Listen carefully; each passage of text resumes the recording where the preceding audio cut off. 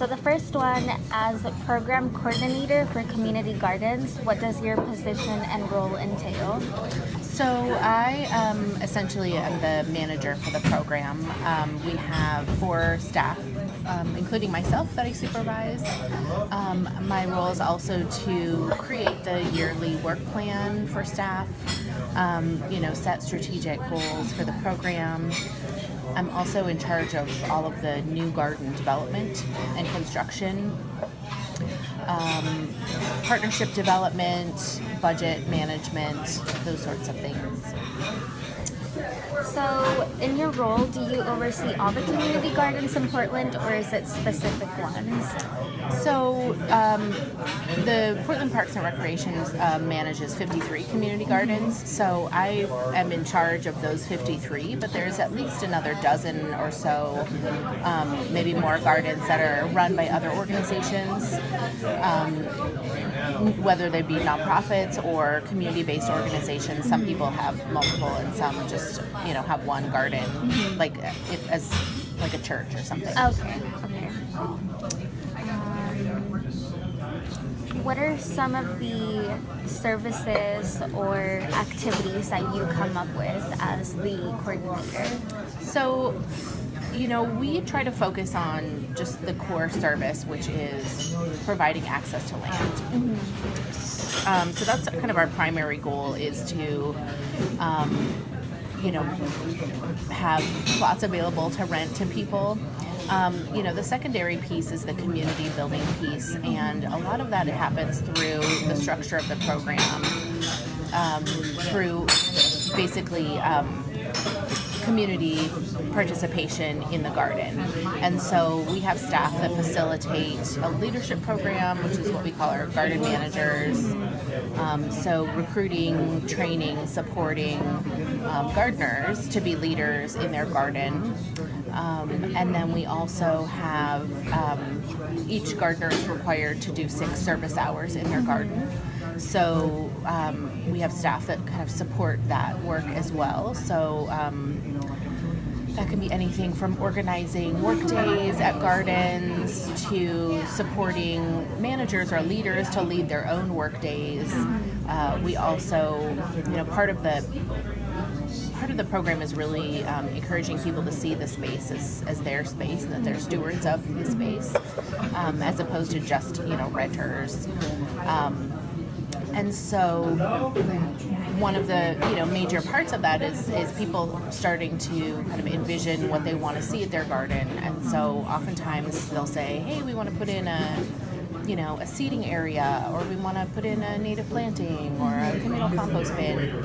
And so working with people to kind of go through that project, because we want to make sure that that they have kind of thought out kind of all of the components of it, so it doesn't get half done. Make sure they have the resources they need to do the project, whether it means getting plants or having compost delivered, or putting in pavers or gravel for a patio, that sort of thing. So do families and communities have a larger role then in the decision making that goes into the gardens, and what services are provided by them? Yeah. So aside from those things that I talked about, we don't provide a lot of other services. Mm-hmm. So we do some really basic garden classes in the spring and the fall. But beyond that, what we really try to do is connect the managers or the leadership at any garden. We have staff that meet with the garden managers every year and set goals and say, what do you want to do this year? What are some challenges or, some issues you want to deal with? And then try to connect people with resources. So, for example, we do have some gardens that are really interested in doing classes or having educational opportunities at their garden. And so then we kind of connect them with existing resources. So, for example, Oregon Food Bank has a Seed to Supper program, which is a 6-week class that kind of takes you from start to finish on the basics of organic gardening. And so connecting their coordinator with our garden leaders so that they can kind of work together. Because really, it's the system is more sustainable when community members are connecting directly with the resources in their community rather than having to go through us. Similarly, we have a garden that's, as I mentioned, interested in putting in a native planting and doing some educational work around natives. And there is a nonprofit, or I guess it's a government organization called East Multnomah Soil and Water Conservation District that actually does education, but they also do, they have grants for projects. So again, it's sort of connecting interested managers or interested community members with the resources in the community. And in some situations, for example, there's this grant program. We had leaders that wanted to apply for the grant, but the grant was only in English and they only spoke Spanish, and so we had to basically say, okay, let's provide some translation services. So you tell us, what do you want this grant to say? We can support helping apply for it because the grant itself, that organization doesn't have Spanish language materials right now. I think they want to get there, but in the interim, we didn't want that language to be a barrier in providing access to those services. So oftentimes we are providing a bit of a bridge to help people connect with services. How many garden leaders are there for each community garden? Is it one primary person? It varies. So we encourage teams because it's a lot for just one person to do, and we want to make sure that the leadership is collaborative and reflective of the garden and the gardeners. So it really varies. I think there are some sites that have up to 5. It really depends on how people want to kind of break it out in terms of, hey, we want you to be in charge of work days and planning, and we want this person to be in charge of communications and maybe putting up a newsletter, things like that. So, are there any requirements to be a garden leader, or what does that process kind of look like? It's there aren't necessarily requirements. Generally, we will. It's a really different process depending on the community, right? Yeah. So each year we have staff that do gardener gatherings in the spring. So this spring is, we have 53 meetings scheduled. And so that's usually time when we talk about garden leadership and try and recruit leaders. If there's an existing leader, again, we meet with them every year to say, where are you? Do you want to continue on? Do you want to bring people on? Sometimes people say, hey, I really want this role. So it really depends. In most cases, staff are recruiting people by putting it out to the group and saying, this is what the job looks like. This is kind of what the role is. And then we do have, like a job description. And so generally when a person says, yeah, I might be interested, then we say, okay, great, here's the job description. Let's go over that. Are you able to do this? We also require them to have a background check because they have access to all of the gardener's contact information. So you need to make sure that they don't have, anything in their background that is potentially putting people at risk. So there's that piece.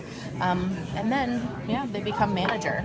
And one of the main areas where we're doing recruitment for managers is we really want to make sure that the management team is reflective of the demographic of the gardeners themselves.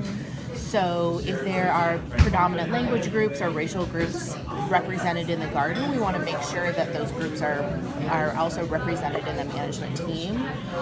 So oftentimes, there will be kind of a leader from each community that's part of that team, so that they're kind of bringing the voice of their community, and it really helps with communications as well because we have a lot of different languages spoken in the garden. So if we have a Russian-speaking leader that can kind of come to the leadership meetings and figure out what are the issues and what are the messages to communicate, then they can take that information back and share it with their community. So I know you touched a little bit on this. So in your experience, what struggles then have you come across trying to engage minority groups? There's a lot of struggles. I mean, every community has different barriers to participation, right? So I think in some ways, access to resources like funding to hire interpreters and have things translated is always a challenge. I don't think that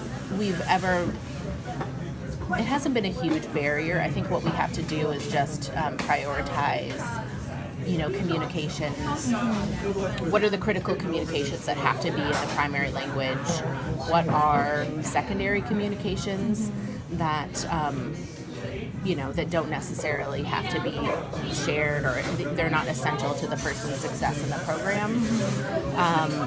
And so we always prioritize, of course, anything having to do with intake, registration, payment, anything that might jeopardize their participation in the program. So we have garden policies that we have require gardeners to be in compliance with, like weeding their gardens. So all of those have to be in language. So that's certainly a thing, is making sure we have enough funding to do that. I think beyond that, it's sometimes just doing the outreach to get people in the door, to make them aware of the program, and figuring out how do we find people. It's not like standing on the corner, signing people up. So it's a lot of it is networking with community-based organizations, finding people that are interested in partnering. So we look for a lot of organizations that have similar missions, whether it be around food security or health, nutrition.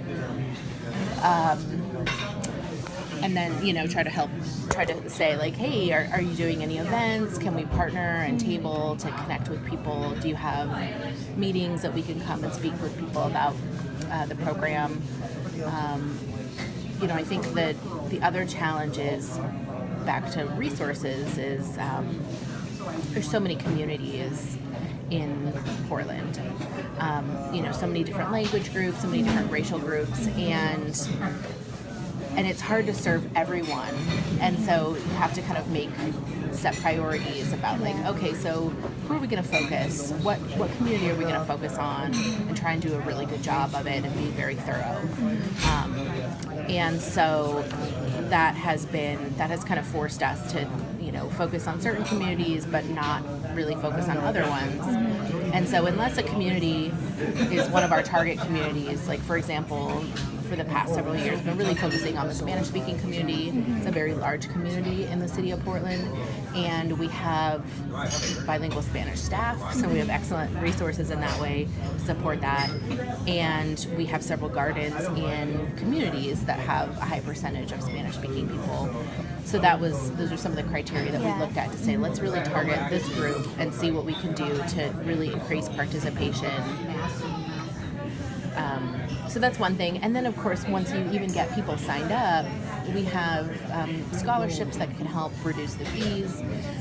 So it kind of reduces the barriers to entry, but then getting started, it's about having the time, knowing, how to garden, having access to seeds and plants and, other things, because gardening is, especially, there's a lot of startup costs. Yeah. And so trying to help people. And in that situation, again, we just try to connect with, again, Oregon Food Bank provides plant starts and free seeds to low-income people. And so when we have our gardens and we know, okay, this is a lower-income garden,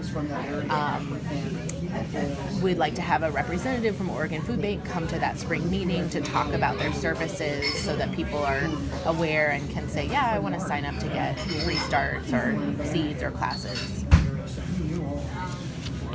I know that you mentioned that you do a lot of tabling to recruit and do outreach. In your opinion, how successful has that outreach been, like with a reflection of the numbers and how many people are actually participating? Sure. So, we don't do a really good job of tracking that.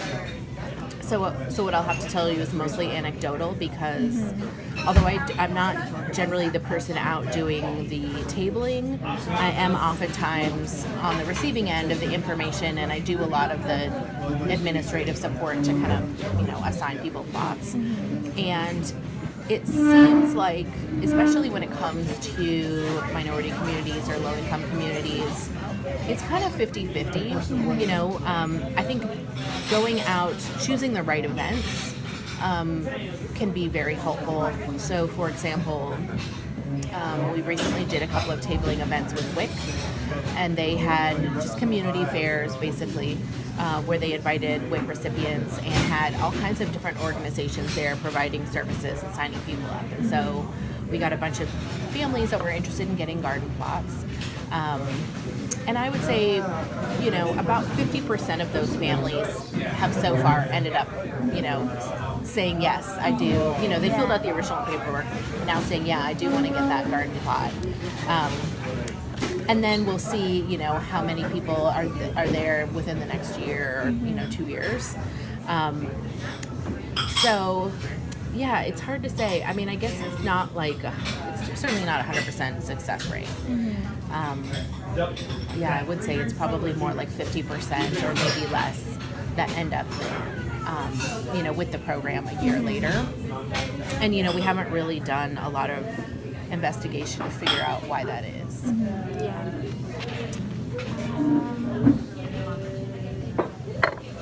You kind of also already touched on this, but are there any Portland community gardens that do promote social justice-based learning or initiatives?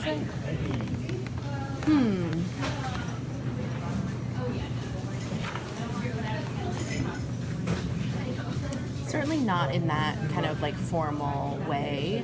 I mean, of the 53 gardens that we have, not necessarily. I can think of other organizations that do that, or other community gardens outside of our program. I think for us, as a city organization, as a city program, we're really tasked with, ensuring that our services are available to all, and we're providing, an inclusive space for people to participate in this program, because all people that live in Portland contribute to it. It's, it's a tax-funded program. So,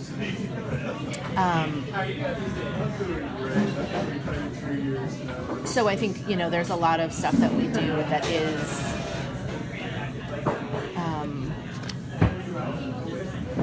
I feel like we build into our program things that are intended to increase access, but are not formally this is the social justice piece of our work. So, yeah, I guess not really formally is the answer to that question. And then in your personal opinion, do you think that community gardens are long-term solutions to poverty and larger systemic issues? I think they're a piece of that. I think having access to land, knowing how to grow your own food, being empowered to do that is good. I think coming together as a community with like-minded individuals is certainly a part of that. Building leadership and, engaging with the community, because gardens are not just about growing food. There's a lot of other things that are happening there. And so I think it's certainly a component for sure. There are many kind of pieces to that, but yeah, I think it's important. And then, do you think that community gardens have the potential to replicate larger systemic issues like racism within all of the processing that goes into it? Oh, sure. I mean, I think, yes, certainly. We're a governmental organization. There's no doubt ways that we sort of perpetuate institutional racism in our work. That being said, I mean, as staff, we definitely, have done a lot of training and self-work to try and identify those things. But it is sort of true, it's like we are in this system. And so I think we do our best, but certainly there likely are barriers.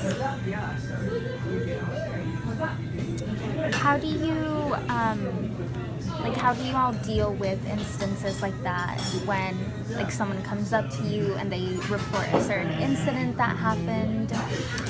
Yeah, I guess so. It depends. If a gardener experienced an incident of racism in the garden, for example, we had a situation last year where a private property neighbor, put up a Confederate flag in their yard, but like facing the garden, and so, the gardeners were like, we don't like this. What are we going to do about it? I think for us, it's really about kind of like organizing the community. What does the community want to do? What is the response needed here, and what is the role for us as staff, and what is the role for the individuals, to do this, or to respond to this, or to kind of identify what the needed response is. And there unfortunately are. Being a government organization, we're not as nimble as we could be, and we also there's a lot of liability. So, in that situation, it was like, we consulted with our legal staff and with our, equity and diversity coordinator, and basically was like, that's private property, it's free speech, we can't do anything about it. But the gardeners were like, well, this is my community, like this is something that is impactful to me, and these are my neighbors. And so they just went over there and talked to him and said, hey, can you take this down? And he did. So in some ways it's I think the role for us is to set the expectation that all people are respected and treated equally, but when it comes down to what happens on a day-to-day basis, we're not always there for that, and so it's more about building kind of community leadership and resiliency, and just saying, okay, how do you want to deal with this as a community? That being said, we do have, in our policies, even city policies, anti-harassment things. So if it is a situation where it's like a gardener to gardener thing, or there's something that we, that's like posted, or that we could say, like, we see that you did this. I mean, we can exclude people from the program based on their behavior. So there's always that. How long have you personally been doing all of this work, and how long have you been the program coordinator? So I've been in this specific role for 7 years, and I have been working kind of in the urban food world. Like 18 years. Yeah, about that. What is your sort of vision for where you want to see this program one day be? Like, or what are you doing to work towards that? Sure. So, I mentioned, at the core what we are is we provide access to land for community members. And so, to me, where the program needs to go is continuing to expand and provide that access. So in some ways that means building new gardens, but also means building new partnerships and connecting with more communities, because I think that we have come a long way in the 7 years that I've been here in terms of providing access to communities of color and immigrant and refugee communities and low-income communities, but we're certainly not serving everyone, and there certainly are still barriers to participation, so there's more work that needs to be done. I think that ideally the program will get to the point where it is, accessible to all. That doesn't mean that everyone participates. There's always, personal, like maybe you don't want to garden, or maybe you don't have time to, or, you prefer to just, buy your vegetables. That's totally legitimate. But everyone that wants to participate is able to, and it's convenient. There's one in their neighborhood. And that,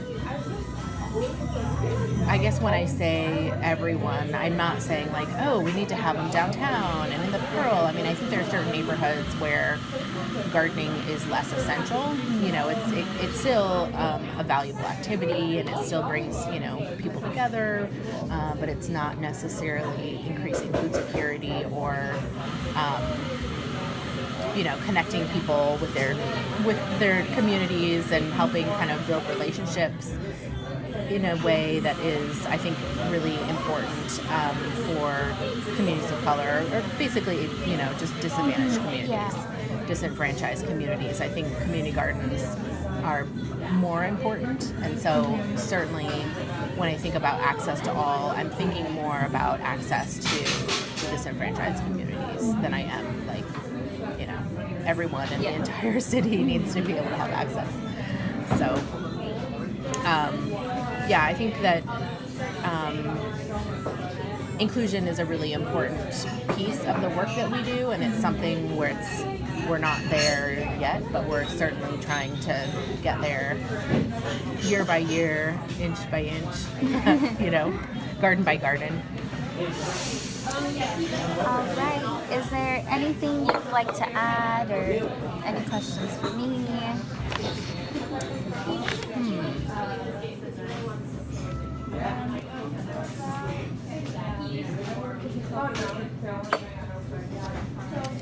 I mean, I guess I would just say that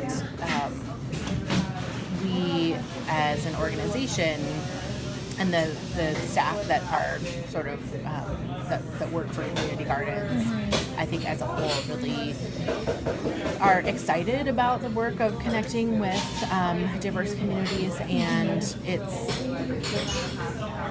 that's super important because it's not like, oh, this is a requirement, we have to do it, you know, because of the city, you know.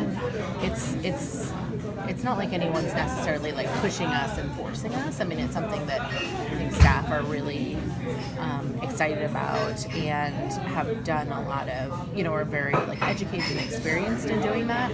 I think that's a big piece of when we're looking at hiring new people is like, sure, do you have garden experience? Great, but you know, what is your experience working with diverse communities? How have you incorporated concepts of inclusion in your work? You know, it's really different than like, oh yeah, I was next to a person of color or around, or, you know, but how has that been an important piece of your work? And making sure that the staff is reflective of the communities that we serve is really important, because even me as a program manager, I can't set all the goals. I don't have all of the life experiences. I don't know, you know, everyone's situation. And so having a diverse staff is really critical to being able to connect with people and, you know, provide responsive services. And we did actually, I'm just thinking, you asked this question about, is there any gardens that are specifically like focused on social justice and education? We do have a new garden that is in development. It's our native gathering garden. It's at Cully Park, and it's essentially a 7-acre community garden that was designed by and specifically for the Native American community. And so the plants themselves, the plant pairings, were all designed and selected because of their cultural significance. And so the garden itself is intended to be a teaching and learning tool, both for Native and non-Native communities. But, you know, there are specific elements such as gathering spaces for ceremonies, different kind of small group gathering spaces for harvesting. And as we've been building the garden, we've had a lot of community events to engage people in actually planting the plants. So it won't be a community garden in the sense of like, you have this plot of land to grow your food and I have this one. It's more a 7-acre site planted with native and edible plantings that can be the place for educational field trips for youth, you know, classes for youth and adults, you know, ceremonies, gatherings, events, which is really great because it's sort of our first, culturally specific community garden. All of the other ones are just sort of like cultures come together and they, garden, but this one was really from the concept to the installation has been, developed and implemented by the Native community, and that's pretty exciting. Was that something that the Native community reached out to you about, or was this something that the staff on the other end kind of initiated? So, I don't know. I was not involved with the project in its inception. It's a collaborative thing between PSU's Indigenous Studies program, and there is a social enterprise organization called Verde that does a whole bunch of things, but they are actually constructing this park, Cully Park. And so as part of their process, they engaged several different community members, including PSUs. So the concept for the park originated with PSU's Indigenous Studies program.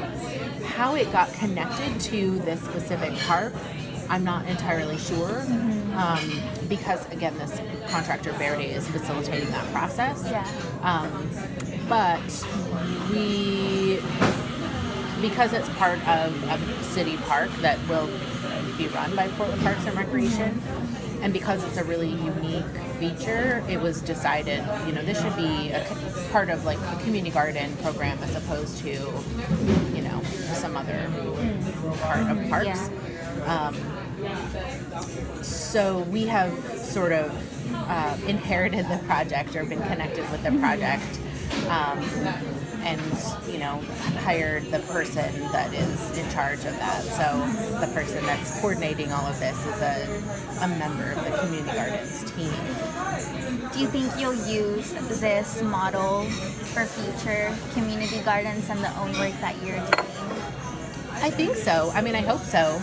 I think that, whenever we build new gardens, we really want to do it in collaboration with the community. So we're not necessarily just like, oh, this looks like a good place for a garden, let's build one and see if people show up. We try to really engage with community organizations from the get-go to say, is this something of value? Do you want to have this here? And to the extent that people are interested, say let's look at the design. What do you want? What do you want represented in this garden? But it takes. I guess I find that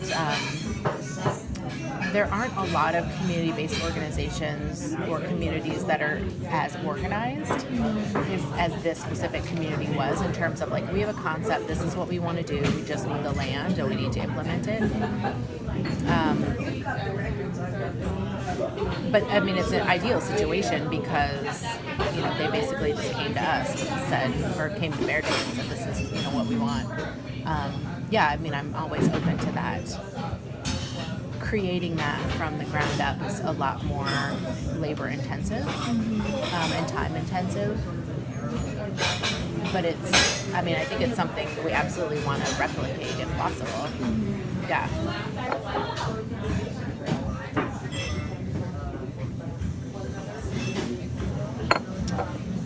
Alright, that is all the questions I have for you. Great.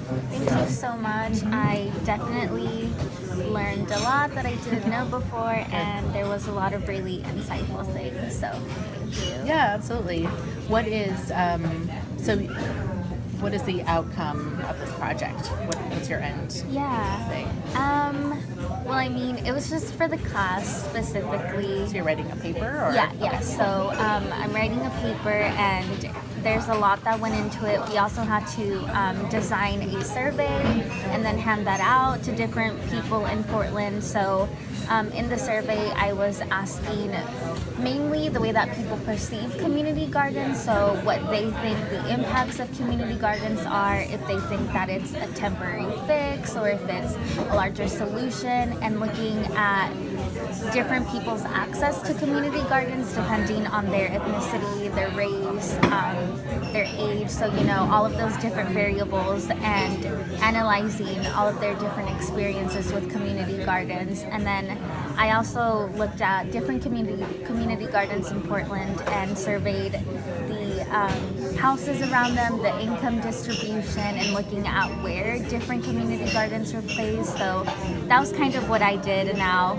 I just have to write this all up using, a literary review of the research that goes into this that other people are doing. So yeah, it's a lot. Yeah, it is. Wow, it's impressive. Yeah. How long have you been working on this project? So at PSU, we're divided into 3 terms. So basically the entire term. So I think that's about 9 or 10 weeks, yeah.